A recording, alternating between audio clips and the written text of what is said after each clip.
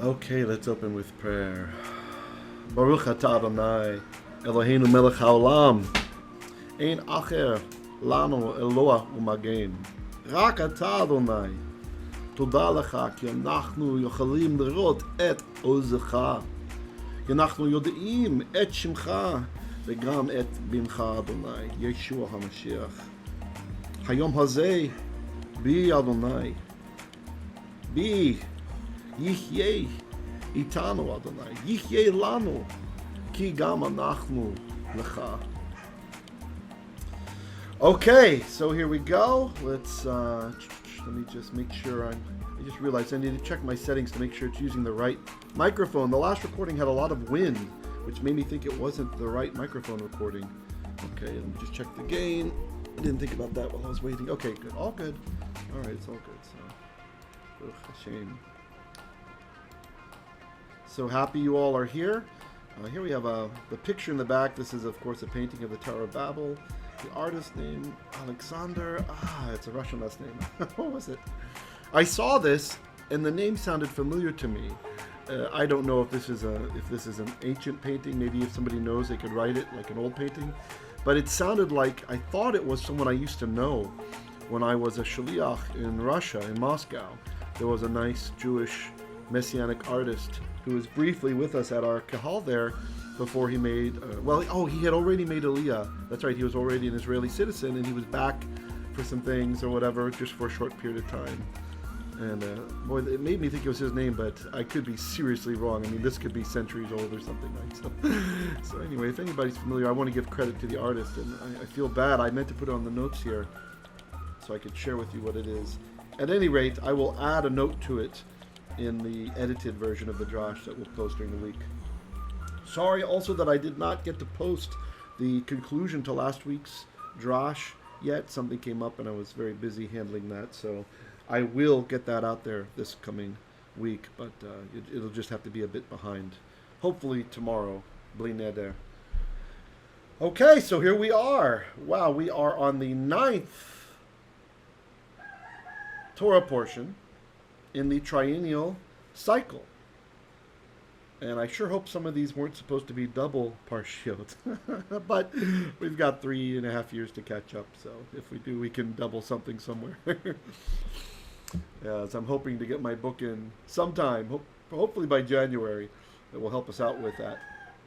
The Torah portion is vayehi khol haarets, which means something like now all of the earth was or became. The verb here haya can mean to become or to be.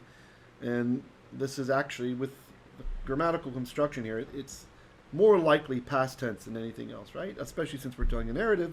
So now all the earth, and all the earth became or was, right? Probably was, as you'll see as we go further into it. And I'm just so excited. I hope you all are understanding how to find the parshiot.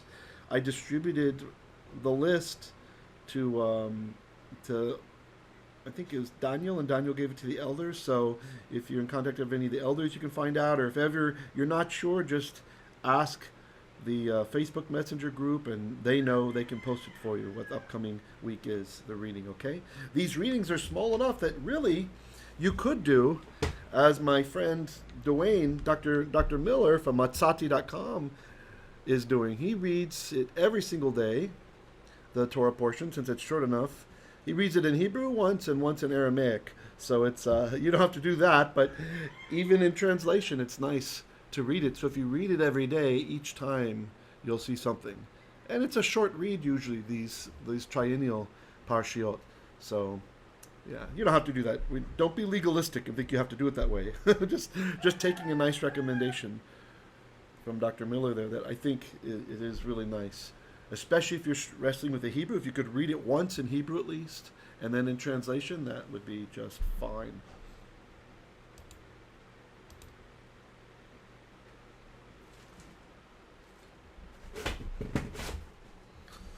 All right, so the Torah portion for today is Bereshit, that's Genesis chapter 11. Pretty much the whole chapter, verses 1 through 32. The haftarah starts with Zephaniah, chapter 3, verse 9, and we'll read a little bit of that today as well. if time permits. So here we have, as is rapidly becoming our tradition, here we have a photograph of the Leningrad Codex, also known as the Westminster Leningrad Codex. This is in St. Petersburg, Russia. This is the complete Bible in codex form, about 1,000 years old. And it has our Masorah, so you can see the Masoretic notes on the side as well. And here's the indicator. Notice we don't have the crown anymore. Now we're back to the normal sideways comet, so interesting. So the Samech represents Sedra, which is like a group of scriptures, right? This Sedra happens to be this week's triennial reading. And you can see right away we get into it. So you have a nice space, and look how the Safah, the scribe, with his Hebrew calligraphy, he has lengthened his lamed here. See that? Whereas up here we have like this length of the lamed. It's interesting. Even this one goes up a bit into the next line. They're not always like that. Sometimes calligraphers, they'll actually bend the lamed. This part, they'll bend it like brrr, if there's not enough space. If you've ever seen an old Hebrew Siddur, a Jewish prayer book from before the time of computers, or also an old Mikrot Gedolot, a Rabbiner Bible, like the rabbinical Bible, you'll see that they do this to make creative use of space. So when they don't have space, like, let me see, maybe there's one here. Oh, no, we don't. Here it's just short. But some of them, if this was closer, they would actually bend the top of the lamed, and it would come curved like this, and then just a little niche up, right? That's kind of nice how people solve the problems. So here we have vayehi khol haarets Safah echat דברים אחדים. ויהי בנוסעם מקדם וימצאו biq'ah בארץ שנער. So, and it was, actually maybe we'll go to where the Hebrew's a bit nicer so you guys can see. There's our Masorah. Let's move forward. We'll have a modern typeface here. There you go. Same thing, easier to read. I have to say, I kind of miss the days from the past. I used to be the al-Koreh, the Torah reader, right? And we would read on Shabbat the entire annual Torah portion, right? Very long reading. And so I would usually have to go up to the synagogue I'd stay there. I'd go up there for Kabbalat Shabbat, and then I would stay there after everybody else left. I had my own keys years back in the States, and I would need to spend a couple of hours with the Torah scroll, getting familiar, with where the things were, and practicing the trope so I would hopefully remember it the next day. And you don't have vowels, so sometimes if there's a rare word, it might be strange. What is this? You have to get familiar with that. And but I remember it was so nice, the feeling of being alone at the shul. And we had a nice red ner tamid. The lamp was red. The glass part was red. Ner tamid means Hebrew ner tamid. Ner is lamp, and tamid is like continual, right? So this is, of course, to remind us in the temple there was continuously a light. In the Mishkan also, and in the Beit HaMikdash, in the tabernacle, and also in the temple. There was no, don't do that. Sorry, there's a cat scratching something. And there was this continual light, right, which reminds us of the light of Hashem. And just reading the Torah from that light up at night, it was really quite an interesting feeling. Excuse me.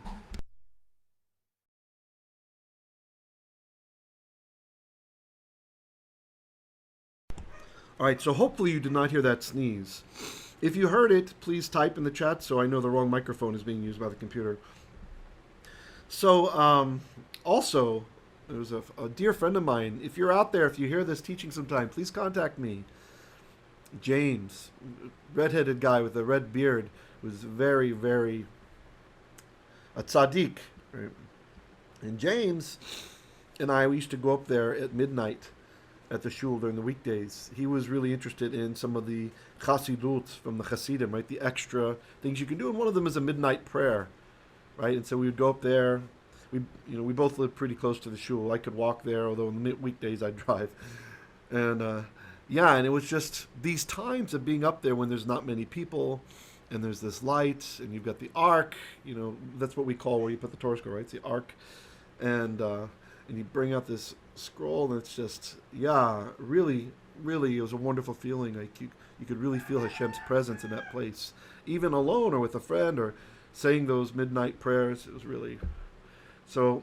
If you're interested in something like this, or you feel led to try some new types of prayers, some new activities, there's a lot of interesting ideas that actually come from the Chassidim.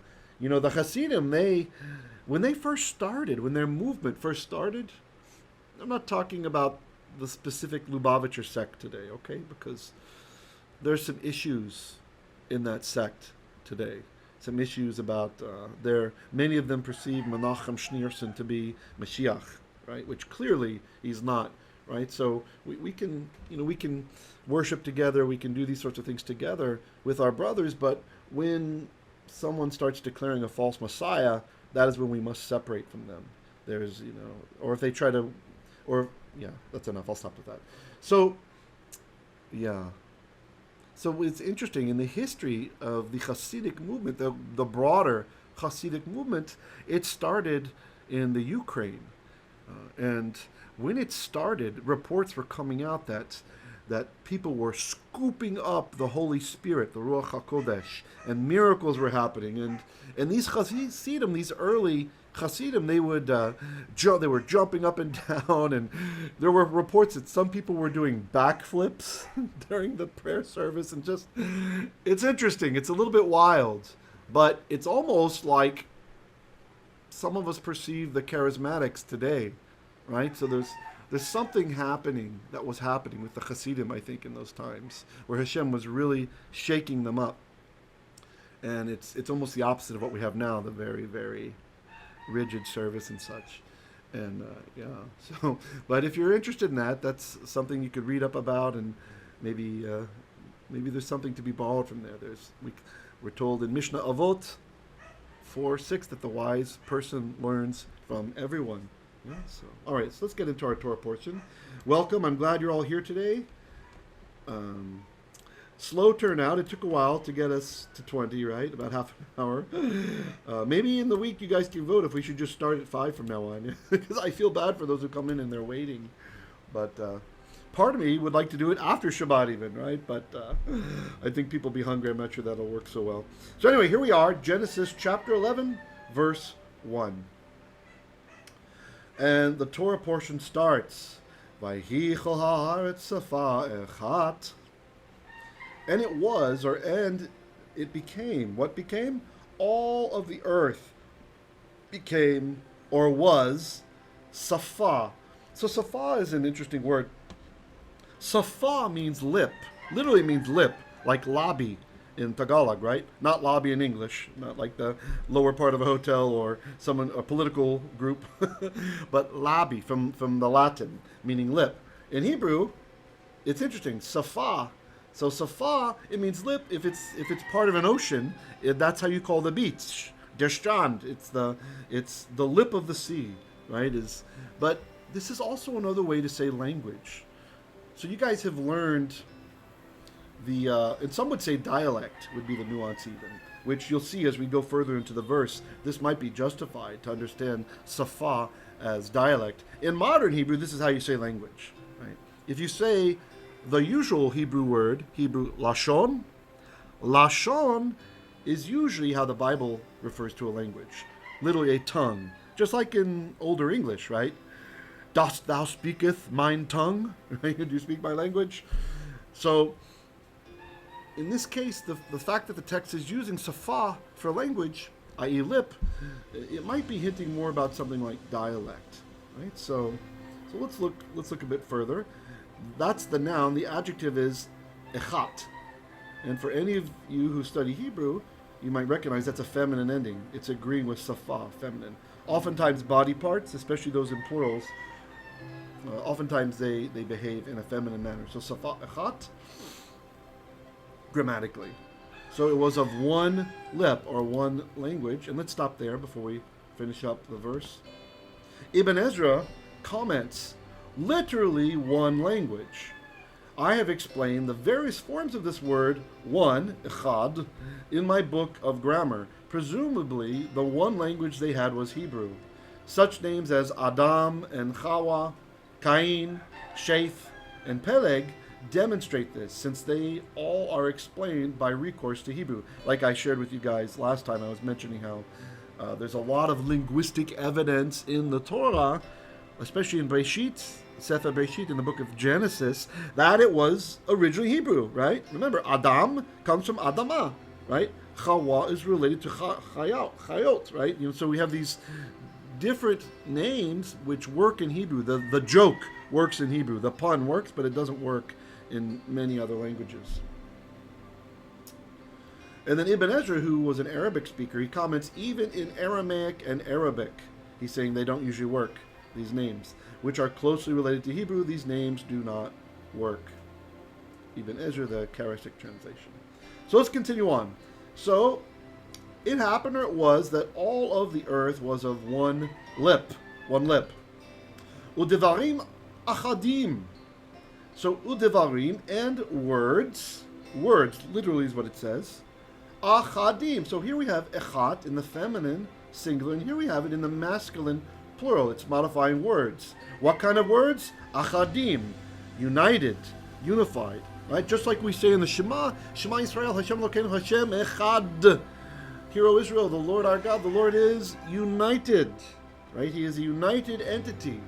He is one in his complex unity, as many understand it to be, Father, Son, and Ruach HaKodesh. So as we continue on, as we look a little bit deeper at this, really what is it saying that their words were united? Right? It doesn't make a lot of sense in modern parlance. So it's useful to take a look again to Ibn Ezra, who's a real grammar nut. I like him. He says, unlike today, when every language has some words that not every speaker of the language knows, in those days, the wisest and the most foolish people all use the same words. So he's interpreting Devarim Achadim like same words, the same vocabulary. The words were united, right? Like even today, like Filipinos who are fluent in English, who grew up speaking English. I'm not saying all Filipinos, but those of you who had that situation, right? Like the household language maybe was English. Okay? Speak differently than those in the United States, or those in the United Kingdom, or even in the United States, region to region. We have different words, different vocabularies, and we're not always understood. We don't always understand someone from another place. Like a New Yorker comes down to Texas, we might not understand him. I mean, we'll understand, but here and there, there'll be a word that's strange, especially slang words, right? One of the ones you might have heard of before is in the South, we say y'all, right? So y'all is the plural of you, y'all, right? You all, since English no longer uses a plural for that, right? It used to be you, but then you also works for singular now. Up in, say, New Jersey and parts of New York, they would say utes, which is also slang, right? So utes is you all. So y'all and utes. First time I heard utes, I was like, what? What are you talking about? So Ibn Ezra is saying it wasn't that way in those days. This phrase here, Devarim Achadim, tells us that everybody used the same words even. Not just the same language, but the same words, which works well here with Hebrew parallelism. Here we have the concept, Safah echat, one lip, one dialect. And then here we have the full explanation. They even used all of the same words. Same is literally the plural of the word one. He's making sure we get it. So in those days, the wisest and the most foolish people all used the same words. Verse 2. Vayehi benosam mi kedem. Okay, so then they began to travel from Kedem, from the east, which can also mean from ancient. So maybe they're time travelers. They're traveling from ancient times. So for the Hebrew students here, it's a he-fill active participle here. That's why it's kind of strange. The mem is telling us who the subject is, them. So then they began to travel from the east. I have a comment here, so let's see what that's. Okay, Sforno comments, in the same manner as nomads migrate in search of better pastures. This word nasa in Hebrew, nasa, let me mark it for you. It does mean to travel, right? Like in the Hebrew Siddur, in the prayer book, you might have heard, Remember, vayehi ben soa Haron, vayomer Moshe, kuma Adonai, vayafutzu, vayevecha. Anyway, so when we take the Torah out of the ark and it travels around, whenever they would travel, ben soa Ha'aron, whenever the ark would travel, right? Ben soa. So it's the same verb. So here it is. It's nasa. If you can see, I'm writing in red on the screen. There's a slight delay from when I write it and when it shows up, so that's just the internet. Okay.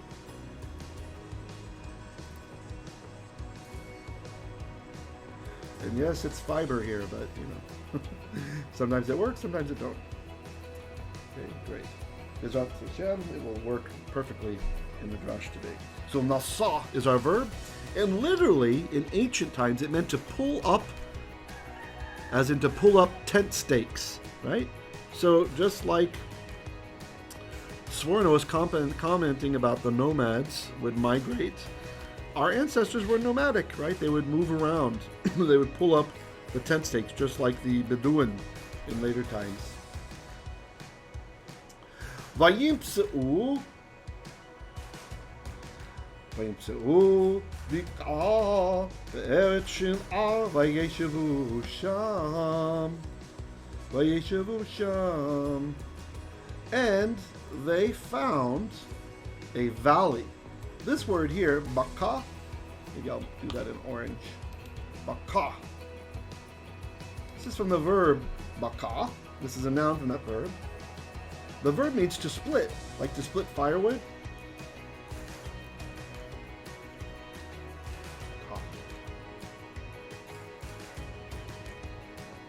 And so this is something which has been split, so like a valley or depression between two mountains, something like that. It looks like it was split, right, if you imagine from a celestial view.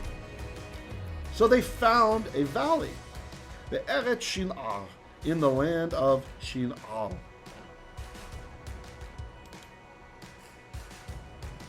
The Bekhor Shor comments, which was further north, a more temperate location.